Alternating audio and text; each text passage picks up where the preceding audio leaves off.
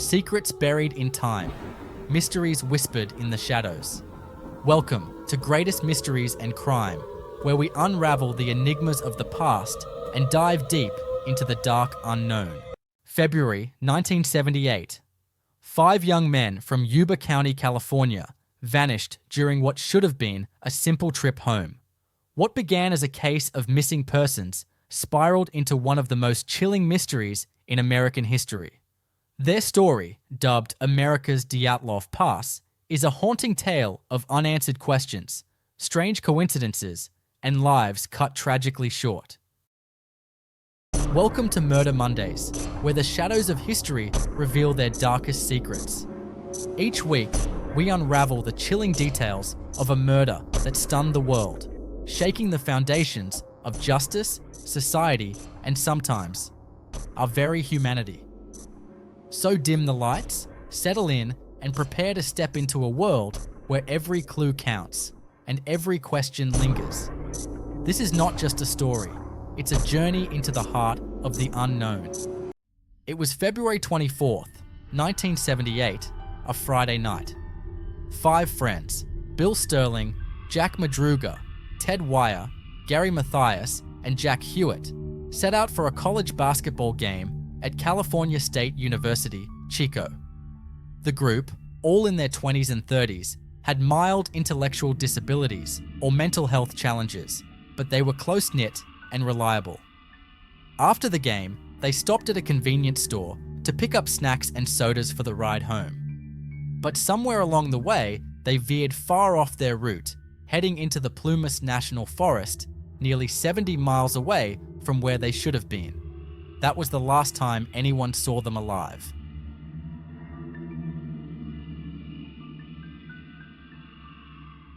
Days later, searchers found Jack Madruga's car, a turquoise 1969 Mercury Montego, abandoned on a remote mountain road. The car was stuck in snow, but still operational, with enough gas to keep driving. Inside, investigators found the boys' snacks untouched, maps neatly folded, and no sign of foul play. But the keys were missing, and so were the men. Why would they abandon the car in such harsh conditions?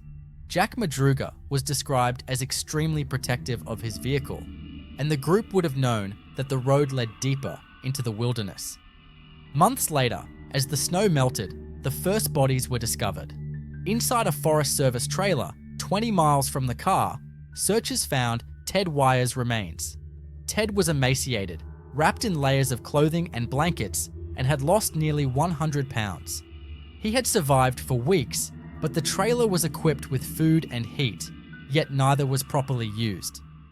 There were matches, propane tanks, and canned food enough to last the group for months. Why didn't Ted use them? And where were the others?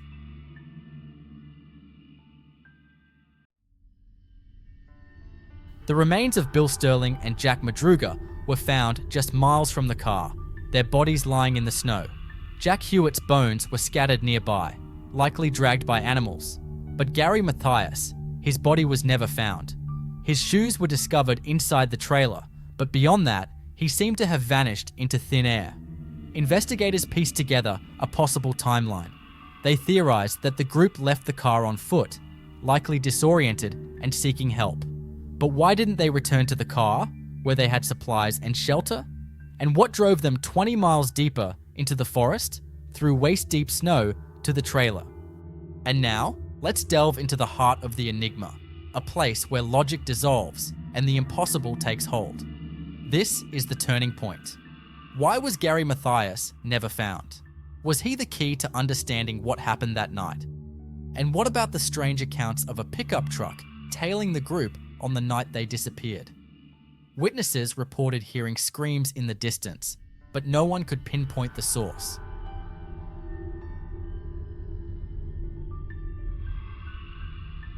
Some believe the group became lost and panicked, succumbing to the elements. Others point to Gary Mathias's history of schizophrenia, suggesting he may have led the group astray during a mental health episode. But there's another angle. What if someone else was involved? Could the group have been chased or coerced into the wilderness? And then there's the possibility of something stranger, stories of lights in the sky over the Plumas National Forest on the same night the group disappeared have fueled supernatural speculation. Could this have been more than just a case of being lost? To this day, the case of the Yuba County Five remains unsolved. What compelled 5 young men to venture so far off course? Why didn't they use the resources available to them? And where is Gary Mathias? Each theory raises more questions than answers, leaving us with a haunting puzzle that continues to baffle investigators, families, and armchair detectives alike. As we unravel this haunting mystery, the question remains: what would you have done in their place? Would you stay with the car, search for help, or take another path entirely? Share your thoughts and theories in the comments below. And that concludes this week's Murder Mondays. If this case left you with questions or theories, I want to hear them. Drop your thoughts in the comments. Every perspective brings us one step closer to understanding the shadows of the past. If you found this story intriguing, don't forget to like this video, share it with someone who loves a good mystery, and subscribe to the channel. Make sure to hit the bell icon so you never miss the next chilling tale. Until next time, stay curious, stay vigilant, and remember, every clue counts.